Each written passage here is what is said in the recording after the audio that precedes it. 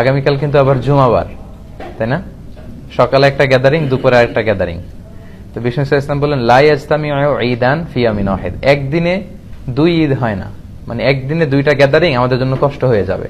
এজন্য বিষ্ণু ইসলাম বলেছেন জুমার দিনে যদি কখনো ঈদ হয় আর ঈদের নামাজে যদি কেউ অংশগ্রহণ করে, তখন জুমার নামাজটা তার জন্য আর ওয়াজিব থাকে না, ওটা সুন্নাহ হয়ে যায়। রুকসা দিয়েছেন, ফ্লেক্সিবিলিটি আছে আর কি। লেটস সে আগামীকাল সকাল 7টায়, এই 7টার সময় সকালে 8-10 হাজার মানুষ এখানে অ্যাসেম্বলি করবে, এটা কি অন্য কোনো দিন সম্ভব ছিল? ঈদের কারণে সব স্কেডিউল আকপিস করে সবাই এখানে জড়ো হবে।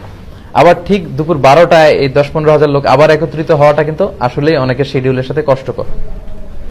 এজন্য বিশ্বনবী এখানে ছাড় দিয়েছেন যে ঈদের সালাতে কেউ অংশগ্রহণ করলে ফামান আরাদা ইয়াতি ফালিয়াতি ওমান আরাদা ইয়াতাখাল্লাফ ফালিয়াতাখাল্লাফ। সাহাবারাও যখন ঈদের জুমার দিনে ঈদ পেতেন, তারা ঈদের নামাজের পরে এই ঘোষণাটা দিতেন।